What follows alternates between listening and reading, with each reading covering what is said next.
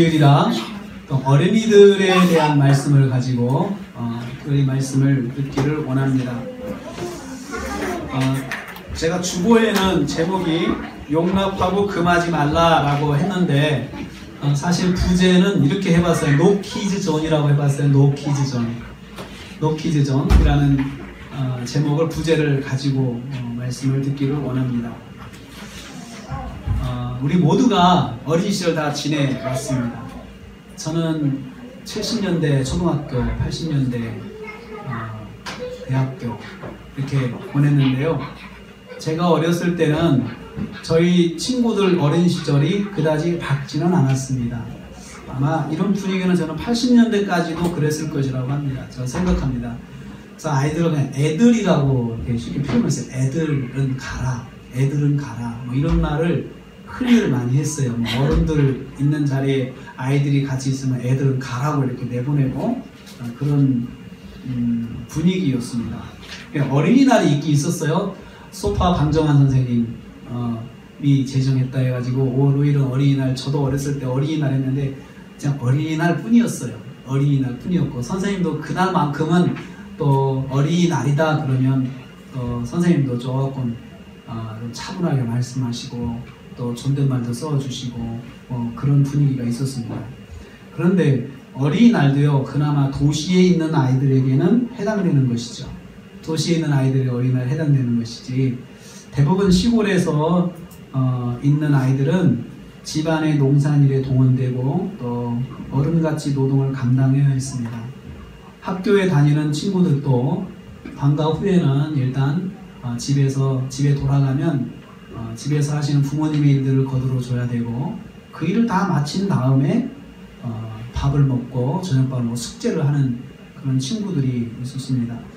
저는 그래도 농사를 하지 않았지만 제가 집이 어려워서 집이 이제 아버님이 사업을 망해가지고 외곽으로 이사 가니까 전주 외곽에 있는 친구들의 삶이 그렇더라고요. 학교 갔다 오면 그 흑염소, 염소 풀 먹여야 되고 소 풀 먹여야 되고 또 소가 풀 먹으러 밖에 나가 있으면 그 소를 데리고 집에 와야 돼요. 네, 오는데 그냥 오면 안 되고 또 소가 마저 풀을 먹도록 그 1시간, 2시간을 소하고 같이 있어줘야 돼요. 있어주면서 있다가 캄캄해지면 소를 끌고 집으로 돌아오고 또 집에 와서는 또 소 밥을 주기 위해서 그 담당하는 게 다 있습니다. 식구들이 다 담당했는데 그 일들을 친구들이 하는 것을 봤습니다. 그리고 저도 가서 저는 뭐 할 일이 없으니까 친구들 가서 도와주고 같이 지내고 저는 그렇게 지냈는데 그 친구들은 그게 아주 매일 같은 일이었어요. 그리고 또 저희 윗세대도 그렇고 저희 세대도 그렇고 집안에 자녀가 많았습니다. 그래서 7공주는 다반사였고요. 7형제, 8형제, 10형제 뭐 이랬습니다. 그래도 자녀들이 많기 때문에 부모들이 자녀들이 별로 신경을 안 써요. 신경을 안 쓰고 또 자녀들이 많이 또 학대도 받고요. 어떤 의식이 없는 부모들이 참 많아서 학교도 안 보내고 집안에 무슨 일이 있으면 학교를 안 보내요. 학교 가지 마라 그러죠. 그리고 예를 들어서 뭐 그 농사철에 수확하는 때가 되면은 학교 가지 마라 그래요, 아버지가. 그래서 학교를 안 와서 친구 안 와서 선생님 가보라서 가보면은 수확할 때가 돼가지고 아버지가 일하라고 그랬다고. 그거 아주 그냥 보통으로 생각하는 그런 분위기였습니다. 그래도 그런 세대가 그래도 부모님들의 공통점이 있어요. 하나의 공통점, 교육열이에요. 교육열이 있었어요. 그래서 공부는 꼭, 학교는 꼭 다니라. 그런데 필요할 때는 그냥 일 시키고 뭐 이러지만 학교는 꼭 다니게 하는 분위기였어요. 그 선배 부모님들, 우리 어른들의 그런 교육열이 오늘의 대한민국을 만들지 않았나 생각을 합니다. 90년대 들어서 민주화운동과 더불어서 어린이들에 대한 대우가 조금씩 이제 달라지기 시작했어요. 그리고 학부모들의 의식이 달라졌습니다. 저 자신도 제가 이제 결혼을 89년도 했는데 그때는 이런 생각을 했어요. 자녀들한테 참 잘해야 되겠다. 내가 자녀들을 참 잘 키워야 되겠다. 친구 같은 부모가 돼야 되겠다. 그때는 그런 생각을 했습니다. 그래서 아이들하고 재밌게 노는 것이 그 아빠의 할 일이다 라는 생각을 했어요. 그래서 저는 아이들하고 재밌게 놀려고 노력을 많이 했어요. 별 장난을 다 하고 놀았고요. 그래서 보니까 저만 그런 게 아니고 저희 친구들도 그렇게 그런 부모가 돼요. 친근한 부모가 되죠. 그 다음에는 친근한 부모지만 더 이제 자녀들을 위해 희생하는 부모 세대가 나타나기 시작해요. 어떻든 간에 자녀들을 위해서 생활이 바뀌고 자녀 중심으로 생활이 바뀌는 세대가 되었습니다. 그래서 가능하면 요즘에는 다 모든 부모가 맹모 삼천직이에요. 옛날엔 특별한 부모, 열정 있는 부모만 그랬는데 대부분의 부모가 맹모 삼천직이요. 자식 교육을 위해서는 이사는 뭐 말할 것도 없이 부부간에 헤어져 사는 것 정도야 뭐 그냥 뭐 보통으로 생각하는 거죠. 보통으로 생각하는 거죠. 그런데요, 여러분, 참 아이러니한 일이 하나 있어요. 우리 사회 속에서. 그것은 노키즈존이 존재한다는 거예요. 우리나라에 노키즈존이. 그렇게도 자식 중심으로 살고 자식을 위해 사는데 우리 세대가 노키즈존이 많다는 거예요. 그래서 노키즈존은 영유아를 데리고 갈 수 없는 그런 식당, 유흥가를 말하는 식당가를 노키즈존이라고 하는데 제가 이 말을 한번 조사를 해보니까 우리나라에만 있는 단어래요. 우리나라에서 2014년부터 생긴 신조어가 노키즈존이에요. 외국은 그런 게 없답니다. 우리나라에서 생긴 신조어가 노키즈존인데 처음에는 서울의 유흥가에 시작을 했어요. 그리고 서울시의 전역에 퍼져 있는 게 노키즈존이에요. 지금도. 그리고 노키즈존을 즐겨 사용하는 사람들은 청춘남녀는 아니에요. 자녀를 다 키운 부모들이 노키즈존을 선용하는 거예요. 그래서 인터넷 보면은 노키즈존에 대해 찬반 토론이 많이 있어요. 그런데 찬성하는 사람들의 이야기를 들어오면 이런 논리예요. 비싼 돈 주고 식당에 갔는데 방해받고 싶지 않다는 거예요. 그러니까 자기 권리를 찾고 싶은 거죠. 그러니까 아이들을 키우면서 고생 다 했지만 자기도 아이를 사랑하지만 지금 아이들을 미워서가 아니고 자기들이 방해받고 싶지 않다는 생각으로 노키즈존을 자기들은 활용하고 환영한다. 그렇게 말을 합니다. 또 여기 보면 노키즈존이 전국에 제일 많은 데가 어딜까요? 제주도가 많아요.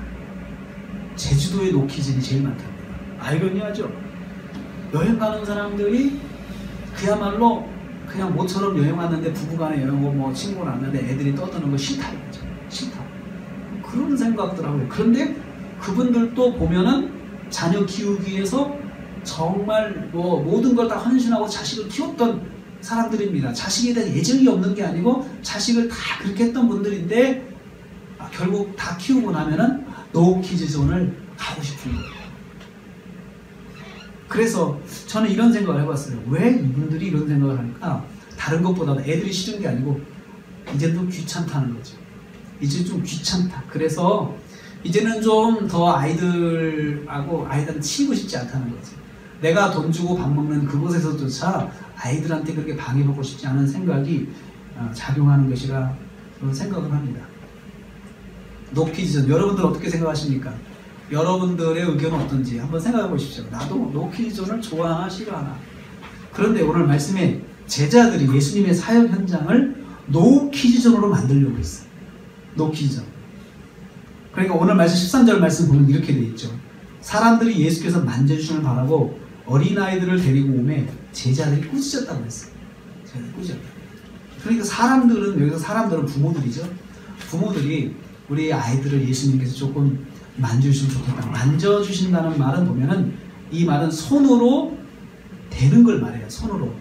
손으로 머리를 댄다든지 몸에 손을 올린다든지 그럴 때 만져주다라는 이 단어를 쓰고 있어요. 예수님께서 나병 환자의 몸에 손을 대셨다라고 할 때 이 만져주다는 단어가 똑같이 사용되어 있거든요. 그러니까 몸에 손을 얹고 기도해 주시길 바라는 거죠. 또 열병에 걸린 여자 몸에도 예수님께서 손에 손을 얹고 기도해 주셨어요. 그러니까 기도해 주기를 바라고 예수님께서 그냥 손을 얹고 안수해서 또 안찰, 머리에 손을 얹는 거 안수라고 하고 안찰은 몸에 손을 얹는 것을 말합니다. 안수나 안찰해서 기도해 주시기를 바라는 마음으로 이제 자녀들을 데리고 온 거죠. 저는 이것이 부모들의 열망이라고 생각합니다. 부모들의 마음이라고 생각해요. 부모들이 우리 아이들에게 주님께 축복해 주시기를 원하는 마음, 이것은 참 좋은 마음이라고 생각해요. 그런 욕심이 있어야 돼요. 또 목사님께서 안수 주시기를 바라는 마음, 그런 것이 정말 필요해요. 저는 저희 집에 아이들이 어렸을 때 제 친구 목사님들, 또 제가 아는 목사님, 전도사님이 저를 찾아오고 신방을 우리 집 오면은 이제 방문을 아주 놀러 오죠. 그러면 꼭 저희 아이들을 불렀어요. 아이들 불러놓고 전도사님, 우리 애들 축복 좀 해주세요. 우리 시작하기 축복 좀 해주십시오. 그러면 그분이 오셔가지고 축복을 아이들을 해줘요. 해주고 그 다음에 이제 그래 너희들 방에 가서 있어라. 그리고 이렇게 만나고 있어요. 자녀들에게 축복을 주시기를 원하는 마음, 하나님께 축복해 주시기를 원하는 마음. 여러분, 이것은 좋은 마음입니다. 손해보지 않는 마음이에요. 그래서 하나님, 우리 자녀들 축복해 주세요. 나도 자녀들을 축복하지만 나를 알고 있는 분이 또 우리 집에 또 같은 성도가 왔다 그래도요, 성도님한테 부탁해도 돼요. 성도님, 집사님, 우리 애를 위해서 한번 축복기도 한번 해줘요. 그렇게 해달라고 부탁해도 돼요. 이것은 참 좋은 욕심입니다. 욕심입니다. 그런데 여러분, 우리 부모님들이 아이들에게 정말 복을 받았으면 좋겠다 하는 마음 항상 가지고 있어요. 가지고 있는데 그것을 실행에 옮기셔야 돼요. 실행에 옮기셔야 돼요. 먼저 내가 아이들을 항상 축복하는 마음을 갖고 있어야 돼요. 그리고 아이들을 내가 축복해줘야 돼요. 시간이 날 때마다 축복해주세요. 돈 드는 거 아니잖아요. 그 힘든 일 아니잖아요. 이리 와라, 내가 축복기도 해주마 하면서 축복해주고 또 축복해주고. 하나님, 우리 자녀를 축복합니다. 주님의 이름으로 축복합니다. 건강을 주시고 장래를 복 주시고 지혜를 더하시고 하나님께서 만남의 축복을 더하시고 관계의 축복을 더하시고, 이렇게 여러분 기도하세요. 기도하세요. 그것을 항상 틈 있을 때마다 기도하세요. 그리고 누가 예수 믿는 사람 우리 집에 오면은 꼭 축복해달라고 부탁도 하고 그거부터 하세요. 그것은 하나님이 해주시는 거잖아요. 하나님이 해주시는 거기 때문에 우리는 욕심을 부리고 해야 됩니다.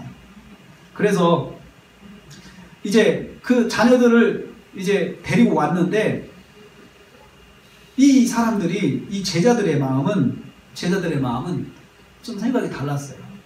예수님 앞에 사람들이 많이 있잖아요. 많잖아요. 많은데 이 제자들은 사람들이 많은데 아주 치인 것 같아요. 그냥 피곤했던 거예요. 이 사람들이 빨리 끝나야 자기들도 좀 쉬는데 계속해서 오잖아요. 사람들이. 그러니까 얼마나 고단하겠어요. 그런데 아이들까지 오네?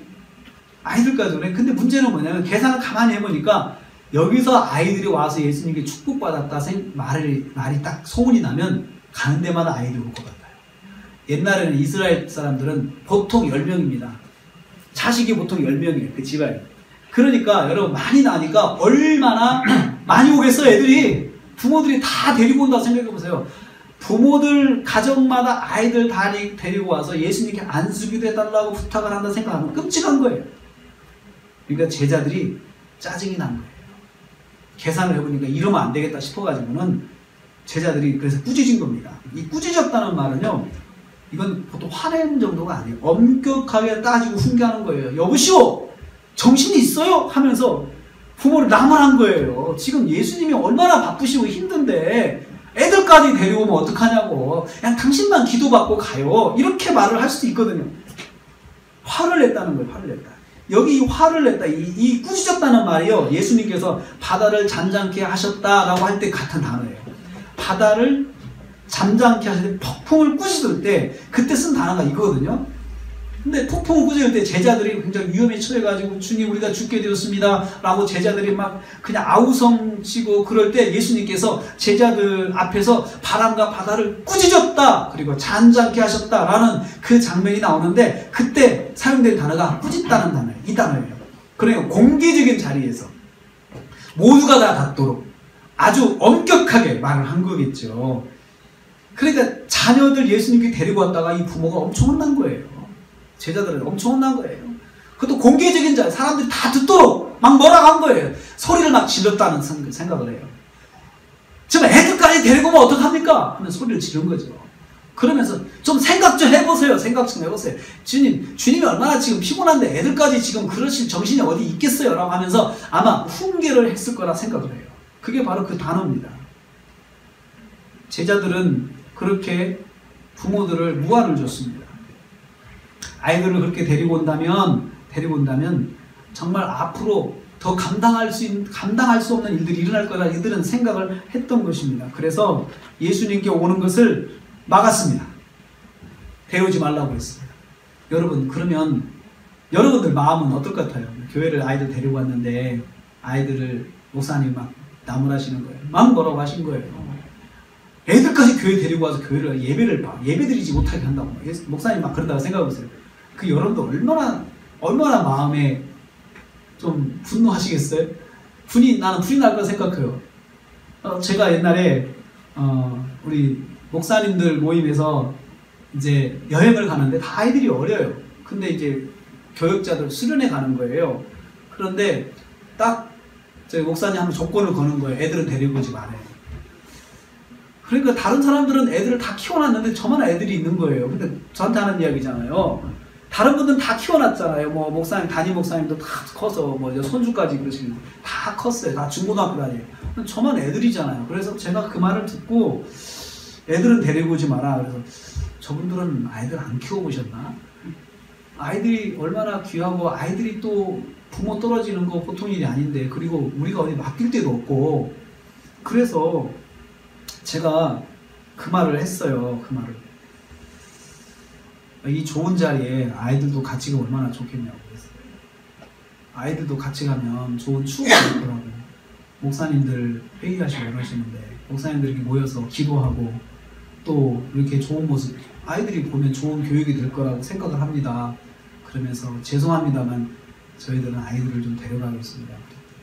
근데 말을 안 하세요. 대답 안 하세요. 데려갔어요. 데려가지고 대신 가면서 교육을 단단히 시켰어요. 아이들한테. 가서 목사님들 모여서 2명 이상 모여있으면 회의하는 거니까 거기서는 말을 하지 마라 그랬어요.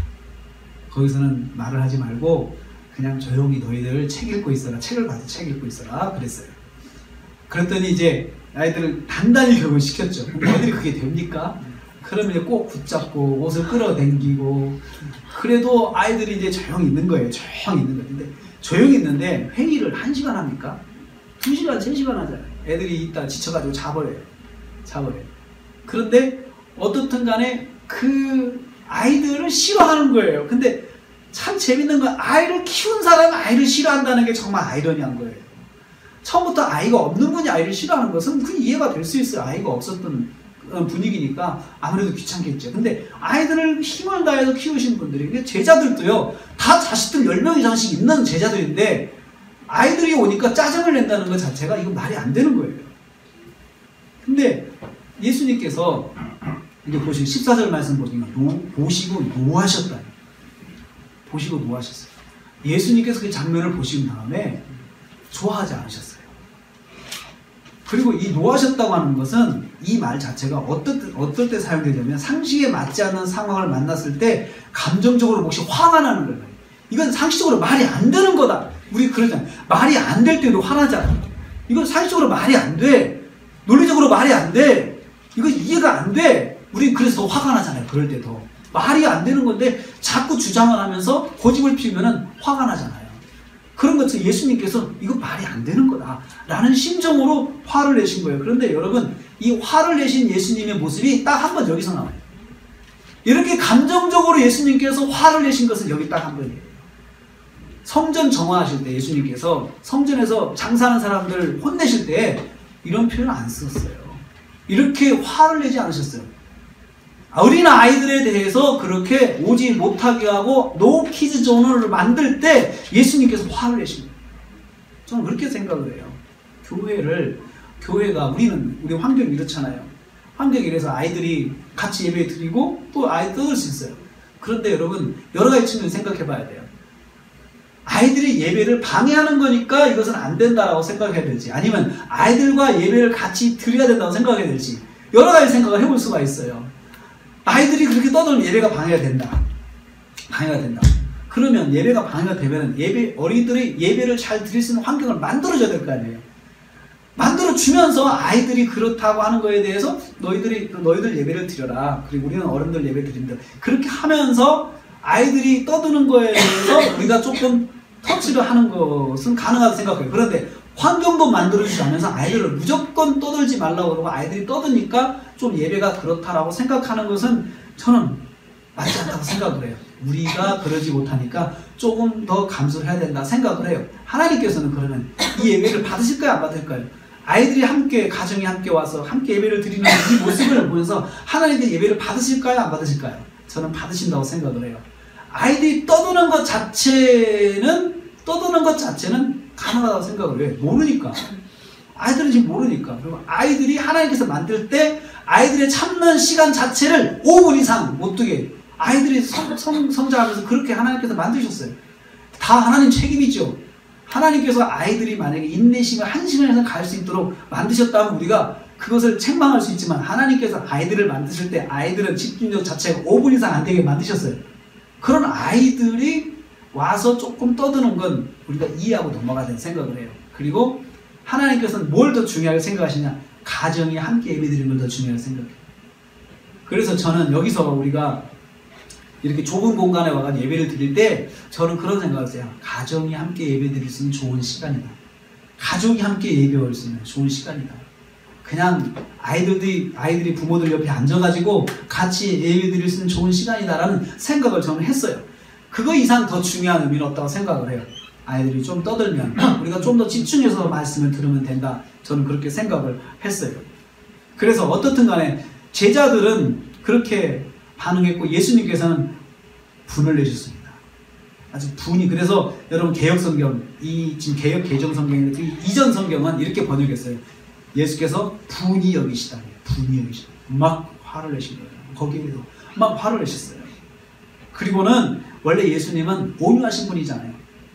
나는 마음이 온유하고 겸손하니. 원래 온유하신 분이신데 온유하신 분이 제자들이 아이들을 제한할 때 화를 내셨어요. 그러면 예수님이 아이들에 대한 마음이 어떤가를 알 수 있죠. 그 마음을 우리도 가져야 돼요. 자녀들을 보실 때 예수님께서 가지셨던 자녀들의 아이들에 대한 마음을 우리도 가져야 돼요. 그게 우리가 예수 믿는다라고 할 때 우리가 할 수 있는 마음. 정말 내가 예수 믿으면 내가 자녀들을 볼 때 예수님처럼 정말 그 아이들을 대하는 마음이 있어야 돼요. 귀찮고 어리고 또 뭐 모른다고 함부로 대하면 안 된다는 거죠. 그 아이들에게도 주님께서 안수해 주시고 주님께 똑같이 어른들과 똑같은 대우를 해주신 거예요. 똑같은 대우를 해주신 거예요. 그럼 예수님께서 말씀이 아주 격앙되셨을 것 같아요. 그러시면서 이렇게 어린 아이들이 내게 오는 것을 용납하고 금하지 말라 이렇게 말씀하시죠. 금하지 말라. 저는 그 말을 크게 하실 거라고 생각해요. 제자들이 다 듣도록. 앞으로 어린 아이들이 내게 오는 것을 용납하고 금하지 말라. 제자들에게 말씀하시는 거죠. 아이들이 오는 것을 막지 말라 이거죠. 막지 말라. 그래서 그 부모들의 마음이 어떻겠어요? 마음이 시원했을 것 같아요. 야, 우리가 예수님을 귀찮게 드리는 거 아닌가 했는데 예수님께서 정말 우리 자녀들 용납해 주시는구나, 자녀들 사랑해 주시는구나, 그 마음을 부모들이 느꼈을 거라고 생각을 해요. 막지 말라 이 말이죠. 막지 말라. 방해하지 말라 이 말이에요. 제지하지 말라. 세 가지 의미가 있어요. 막지 말라. 막지 말라. 오는 것을 딱 막아 세워서 저지하지 말라는 거예요. 두 번째는 방해하지 말라는 거예요. 아이들이 예수님 만나는 걸 방해하지 말라는 거예요. 아이들이 예수님 만나고 싶어 하는데 부모들이 방해하면 안 된다는 거죠. 어떻게 방해합니까? 부모들이 어떻게 방해해요? 부모들이 환경을 안 만들어주는 것이 방해하는 거라고 저는 생각을 해요. 아이들이 예수님을 만나야 되고 만나고 싶은데 부모들이 환경을 만들어주잖아요. 이게 방해예요. 왜냐하면 아이들은 미성년이라고 해요. 아이들은 자기 스스로 환경을 만들 수가 없습니다. 부모가 가이드를 해줘야 돼요. 교회 갈 수 있게 만들어줘야 돼요. 또 아이들에게 교회 갈 수 있도록 권해줘야 돼요. 그리고 갈 수 있도록 준비시켜줘야 돼요. 그래야 되는데 부모들이 그렇게 만들어주지 않는 것이 방해하는 것이에요. 예수님께서 한 영혼을 얼마나 천하보다도 귀하게 여기시는지 우리는 성경으로 잘 알고 있습니다. 그 한 천하보다 귀한 한 영혼이 어린 아이들도 한 영혼이라는 거예요. 재밌는 것은 어른들이 우리가 나이 들어서 전도를 하잖아요. 어른들 전도하잖아요. 어른들 전도하면은 참 전도하기 쉽지 않아요. 예수님 믿으시라고 이야기하면은 정말 그 복음 제시 듣고 반응하시는 분들이 많지 않아요. 그런데 그래도 반응하시고 나오시는 분들의 거의 95%는 주일학교 다녔던 분들이에요.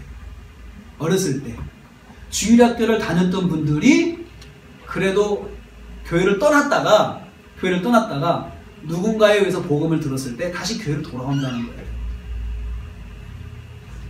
그래서 어렸을 때 복음을 듣지 않은 사람들은 어른이 돼서 다시 복음을 들을 때 쉽게 반응하기 어렵다는 거예요. 그래서 아이들에게 어렸을 때부터 환경을 만들어줘야 된다는 거예요. 어른들이 부모가 할 수 있는 한 아이들이 말을 들을 수 있는 시간만큼은 아이들에게 환경을 만들어줘야 돼요. 왜냐면 이게 좋은 거잖아요. 말씀대로 사는 건 좋은 거잖아요. 아이들이 선한 영향을 끼치는 거잖아요. 그러나 때가 되면요, 아이들이 교회를 안 옵니다. 자기 스스로 결정해서 이제 교회를 오려고 해요. 가기 싫으면 안 가요. 가기 싫으면 간다 그러고 거짓말하고 교회 안 갈 수도 있어요. 그건 어떻게 터치할 수가 없어요. 그런데 그 전까지는 부모가 말을 해서 들을 수 있는 나이까지는 부모가 환경을 만들어줘야 돼요. 환경을. 부모가 방해하지 않고 권해야 돼요. 그래서 아이들을 막지 말라라고 말씀하시는데 왜 막지 말아야 되느냐? 그 이유가 거기 있어요. 하나님의 나라가 이런 자들의 것이기 때문이다. 여기서 이 헬라어 원어에 보면은 그 앞에 접속사 for가 있어요. 왜냐하면 이유가 있어요. 하나님의 나라가 이런 자의 것입니다. 하나님의 나라가 어린아이 같은 자의 것이기 때문이다. 이 말은 이 어린아이 같은 애들이 천국에는 100%야. 어린아이 같은 애들이 천국에 있어. 이 아이들은 천국의 모델이야. 하나님께서 자녀들을 가정해 주신 것은 그 아이들을 보면서 천국을 자꾸 바라보라는 거예요. 천국을. 그리고 아이들을 보면서 교훈을 얻으라는 거예요. 내가 이 아이들 같아야 되는데, 우리 자녀들 같아야, 하나님 앞에 자녀들 같아야 내가 천국을 갈 수 있구나 라고 생각하라는 것이죠. 그래서 여러분 그렇게 말씀했죠. 15절에 어린아이 같지 않으면, 어린아이 같이 이 받들지 아니하면, 15절 말씀이에요. 결단코 천국에 들어갈 수 없다. 그래서 어린아이 같이라는 말이에요. 어린아이 같이. 하나의 기준이에요. 어린아이 같은 모습을 가져야 천국에 들어갈 수 있다. 어린아이 같은 모습이 없으면 결단코 천국에 갈 수 없다. 갈 수 없다. 천국 못 간다는 이야기죠. 천국 가는 사람들의 특징은 어린아이 같다는 거예요. 어린아이. 그러면 여러분 어린아이 같다는 게 뭘까요? 어린아이 같다는 게 그게 마태복음 18장에 있는 말씀이에요. 어린아이 같다는 말을 예수님께서 해석해 주셨는데 마태복음 18장 2절 3절 말씀이에요. 우리가 읽은 말씀이에요. 그랬죠. 예수님께서 한 어린아이를 딱 불러 가운데 세우시고 말씀하셨어요. 3절 말씀이에요. 너희가 돌이켜 어린아이와 같이 아니하면 결단코 천국에 들어가지 못한다. 다시 한번 강조하시고 4절 5절 말씀. 어린아이 같다는 것 4절 5절 그거 보시면 이렇게 표현되어 있어요. 누구든지 어린아이와 같이 자기를 낮추는 사람이 천국에서 큰 자니라. 어린아이 같다는 게 뭐냐면 낮추는 거예요. 자기를 낮추는 거예요. 자기를 낮추는 거예요. 낮추는 게 뭡니까? 아이들이 뭐든지 부모를 의존하잖아요. 엄마 나 이거 해줘. 엄마 나 이거 해줘. 나 준비물 해줘요. 뭐 해줘요. 뭐 해줘요. 아이들은 부모가 본질적으로 도와줘야 되는 사람이에요. 도와줘야 되는 아이들이에요. 밥 먹는 것도 도와줘요. 잠자는 거 도와줘야 돼요. 학교 가는 거 도와줘야 되죠. 뭐든지 숙제 왔어요. 숙제도 도와줘야 되죠. 의존성입니다. 어린아이 같은 의존. 마찬가지로 하나님 앞에서 의존성을 가져요. 하나님 의존성. 하나님 도와주세요. 하나님 인도해주세요. 하나님 붙잡아주세요. 하나님 어떻게 해야 돼요? 하나님 저 이런 일이 있는데 어떻게 해야 돼요? 이렇게 하나님과의 관계를 유기적으로 놓지 않고 사는 사람이 어린아이와 같은 사람이에요. 이렇게 하는 사람이 천국에 들어온다는 거예요. 여러분 그렇지 않습니까? 하나님 믿지 않는 사람 하나님 부르지도 않잖아요. 하나님 생각하지도 않잖아요. 관계도 없잖아요. 지금 하나님 믿는 사람은 그래도 빈도의 차이는 있지만 하나님 이렇게 부르는 건 있거든요. 하나님 어떻게 해야 됩니까? 아이고 하나님 어떻게 해야 됩니까? 정말 믿음이 없는 사람도 어떤 사람은 아이고 하나님 그러면 아이고 하나님 아이고 하나님 이거 감탄사인지 진짜 부르는 건지 모르지만 어떻든 간에 입에 묻어 있어요. 이렇게 하나님을 의존하는 사람, 이 사람이 어린아이 같다는 것입니다. 어린아이 같다는 거죠. 그래서 어린아이 같다는 것은 겸손하게 낮추는 사람입니다. 자신을 하나님 앞에서 겸손하게 낮추고 사는 성도가 어린아이 같은 성도입니다. 천국에는 전부 이런 사람이에요. 전 이런 사람을 가득 차 있다. 그래서 우리가 자녀들을 집에서 보면서 쟤들 같아야 돼. 모델을 보라는 거지. 어느 날 자녀가 커가지고 아무 요청을 안 할 때가 있을 겁니다. 다 커가지고. 근데 애들이 고등학교만 들어가도 문 닫고 안 나옵니다. 문 닫고 안 나와요. 해달라고 하는 거 없어요. 밥 해놓으면 그냥 먹고 하고 가고 뭐 해줘 이것도 없고요. 그냥 방에서 나오질 않습니다. 그리고 필요할 때만 가끔 문 열고 돈 줘, 밥 줘, 뭐 그런 거 있잖아요. 그리고 필요한 것만 이야기하죠. 그나마 그것도 의존성이죠. 내 자녀에게 의존성이 있잖아요. 하나님의 자녀는 의존성이 있어요. 항상 하나님 의지하는 게 있어요. 그게 하나님의 자녀예요. 그것을 자녀들을 보면서 항상 리마인드 하라는 거예요. 쟤들이 나를 의지하는 것처럼 나도 하나님 의지해야 돼. 그런 마음을 가져야 된다는 거죠. 그런데 그런 아이들을 오지 말라고 노키즈존을 선포해요. 제자들이. 여러분 노키즈존을 선포하니까 제자들이 예수님께 화가 안 나시겠어요? 이것은 천국을 가지 말라는 이야기 똑같은 거잖아요. 거기 있는 사람들이. 그래서 예수님께서 그래서 화가 나시는 거예요. 화가 나시고. 이것은 비복음적인 행동이라는 거예요. 비복음적인 행동. 그래서 여러분 저는 우리 교회가 아이들을 교회 안에 주류로 봐야 되지 비주류로 보면 안 되는 거예요. 비주류. 그래서 그런 생각을 해요. 우리가 만약에 정말 우리가 예배당이 생긴다 그러면 이제 아이들의 예배당을 생긴다 그러면 아이들의 예배당을 우리보다 더 좋게 만들어 주실 거예요. 더 좋게 만들어 주실 거예요. 왜냐하면 우리도 집에서 아이들 방 좋게 만들어 주잖아요. 그렇죠? 우리 방에는 안 해도 애들 방에 좋은 거 놓잖아요. 우리 한번 그렇게 했으면 좋겠어요. 집에서는 그렇게 해도 왜 교회에서는 안 그러냐 이거지. 교회가 더 그래야 된다고 생각을 해요. 방이 생기면 잘 꾸며주고 어른들 예배식보다 더 좋게 만들어주자고요. 애들 예배식을 좀 그렇게 해줬으면 좋겠어요. 그래서 애들이 정말 거기 가서 예배 드리는 것이 너무너무 기분이 좋게 만들어져야 된다 생각을 해요.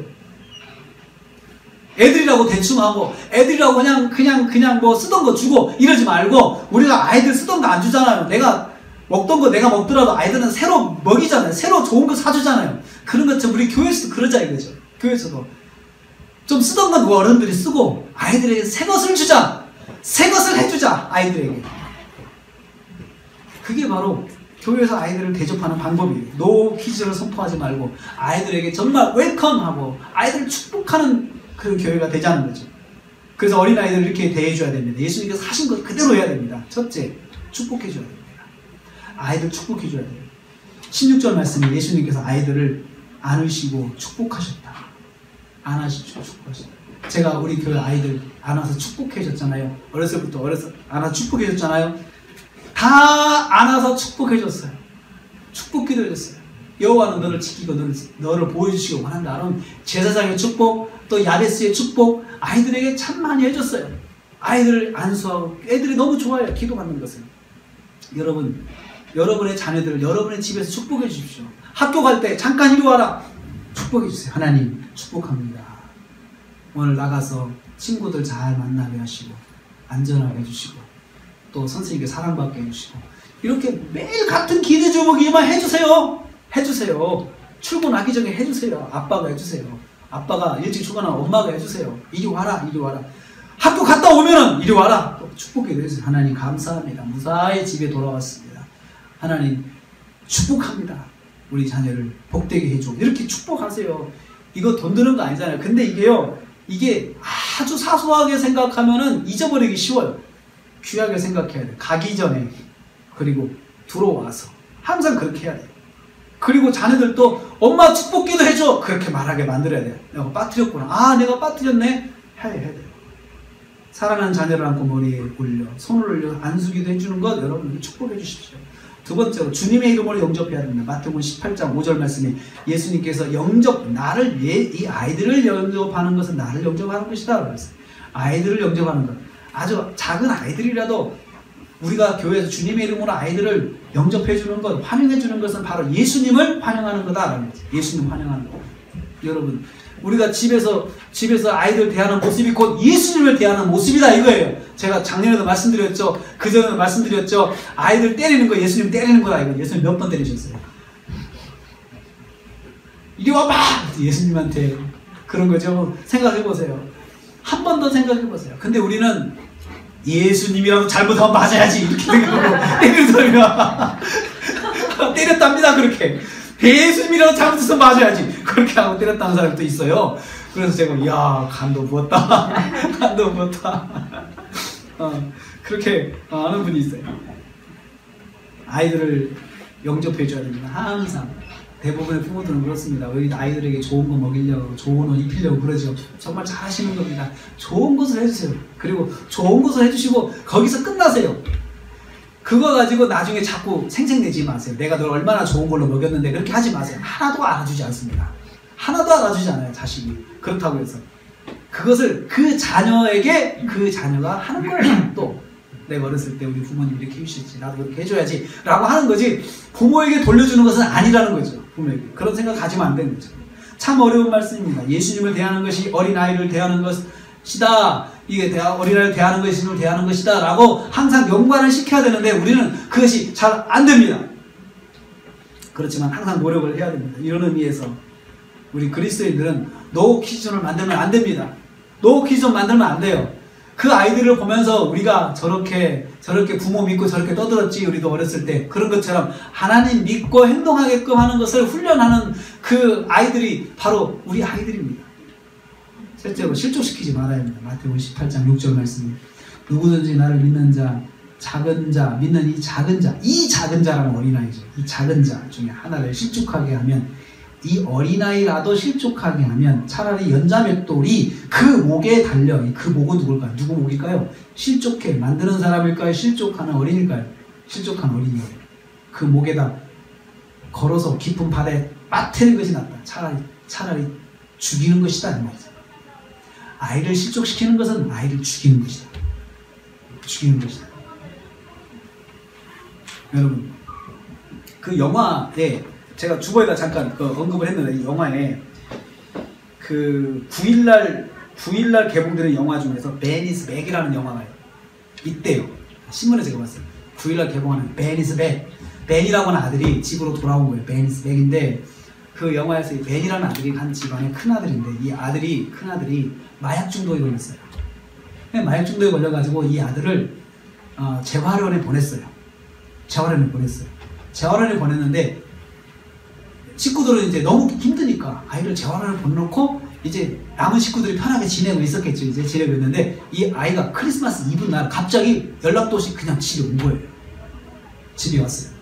식구들이 얼마나 당황스럽겠어요. 식구들이 난리가 났어요. 당장에 재활원에 보내라고 막 아버지 난리치죠. 다른 식구들 난리치죠. 동생들 난리치죠. 왜 저런 중독자가 갑자기 당장에 보내라고. 난리가 났는데 거기 어머니가 막아섭니다. 우리 벤이 돌아왔어. 그 아이를 안 보낼 수가 없어. 크리스마스 하루라도 우리가 이 아이와 같이 보내자 라고 하면서 영화가 진행돼 24시간이라는 시간 동안에 진행되는 가족들의 갈등과 그 어머니의 그 모성이라든지 이것이 표현된 것이 베니스 백이라는 거죠.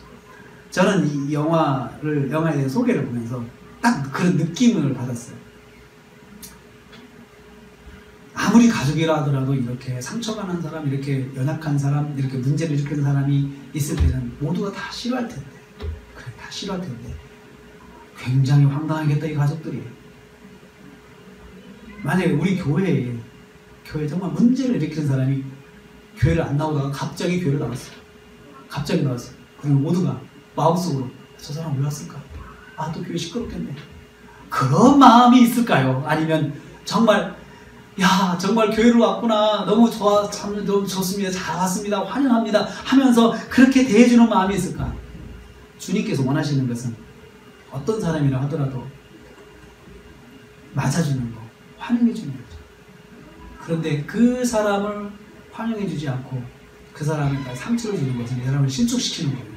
이 사람을 영혼을 죽이는 거라는 거죠. 영혼을 죽이는 거라는 거죠.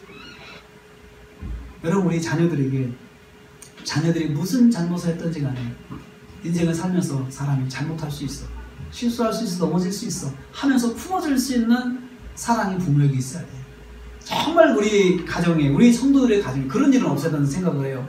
정말 우리 자녀를 내가 어쩔 수 없이 포기해야 될 수밖에 없는 사정, 모두가 다 공감하는 그런 사정의 자녀들에게 우리 성도들의 가정에 없어야 돼요. 그런 일 절대로 없어야 돼요. 그러나 혹시나 그런 일이 있다고 그러면 우리는 어떻게 해야 될까요? 베니스 백이라는 영화에서 그 생각을 해보게 되었어요. 야, 만약에 그렇다면 예수님께서는 그래도 그 사람을 품는 것이 그것이 예수님께서 원하시는 것인데 영접해 주라는 것인데 아무리 귀찮고 힘들어도 아무리 고달파도 품어주라는 것인데 우리가 그렇게 할 수 있을까? 내가 그렇게 할 수 있을까?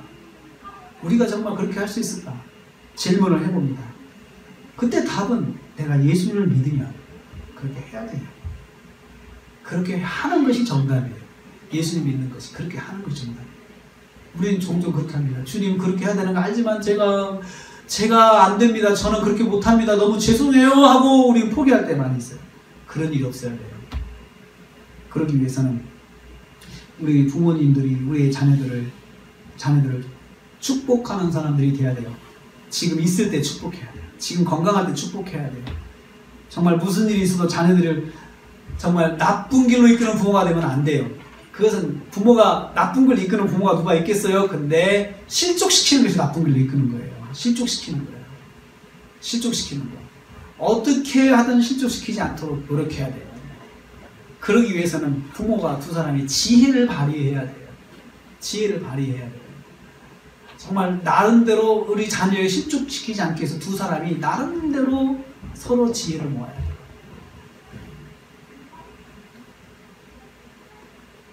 우리 자녀들이 가정에 있습니다. 이 자녀들은 복덕입니다. 우리의 주일학교 어린이들이 교회에 있습니다. 저는 이게 너무 축복이라고 생각해요. 복덕입니다. 저는 아이들을 볼 때마다 행복해요. 너무너무 행복해요. 이 아이들이 해맑잖아요. 정말 그 마음 깨끗하잖아요. 교회에서도 우리 아이들의 부족한 것을 받아주고 살아야 돼요. 교회라고 바른 생활이 되면 안 된다고 생각해요. 저는. 아이들이 때가 되면 바른 생활이 되는데 그때까지는 우리 어른들이 기다려줘야 되는 거 아니겠네요. 그죠? 그리고 정말 걱정이 되면 기도해 주시라. 기도하자는 거예요. 하나님 정말 믿음으로 자라게 해주십시오. 그래서 저는 아이들을 위해서 애들을 위해서 항상 기도합니다. 새벽 예배 할 때마다 애들 명단을 놓고 기도합니다. 아이들이 믿음으로 잘 자라게 해달라고. 이게 우리의 책임이에요. 그것이 우리가 축복할 수 있는 길이에요. 그래서 오늘 어린이날을 맞이해서 저는 여러분들에게 세 가지를 여러분들에게 부탁을 드립니다. 주님이 하신 것입니다. 축복해 주세요. 주님의 이름으로 항상 영접해 주세요. 영접하기 위해서 노력을 하셔야 됩니다. 그리고 그런 일은 없어야 되는데 실족시키지 않도록 노력해 주십시오.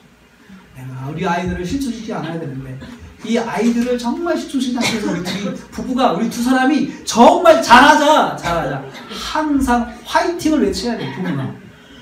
그래야 아이가 실족하지 않습니다. 그래서 제가 다음 주 예배소서에서 부모들에 대해서 우리 같이 또 생각을 말씀해서 나올 겁니다. 나는 아이들을 실족시키지 않기 위해서 어떻게 노력해야 될지 한번 다음 주에 고민을 해봅시다. 말씀을 뵙습니다. 우리 아이들은 복덕입니다. 이 아이들이 있음을 감사하며 축복해야 합니다. 저는 그 아이들이 있음을 감사합니다. 그리고 축복합니다. 그 아이들 때문에 우리 교회가 그래도 한 번 더 웃을 수 있잖아요. 그리고 아이들이 있으니까 얼굴이 밝아지잖아요. 그렇잖아요. 아이들 때문에 한 번 더 생각할 수 있고 한 번 더 움직일 수 있고 아이들 때문에 뭔가 부지런을 부릴 수도 있고 아이들 때문에 내가 청소를 한 번 더 할 수도 있어요. 아이들 때문에 정말 이 공기청정기 이 필터도 한 번 더 갈고 싶은 생각이 들고 어른을 같아야 뭐 우린 버티라고 할 수 있지만 아이들이 있으니까 더 신경을 쓰게 되는 겁니다. 그 아이들이 그래서 우리를 복되게 하는 것입니다. 사랑하는 성도 여러분, 복동이 우리 아이들 축복하시면서 잘 양육하시고 또 우리 교회에 있는 아이들 우리 축복하며 잘 양육합시다. 그래서 우리가 이들에게 복된 미래를 우리가 인도해주는 그런 삶이 되시기를 주님의 이름으로 축복합니다. 하나님 감사합니다.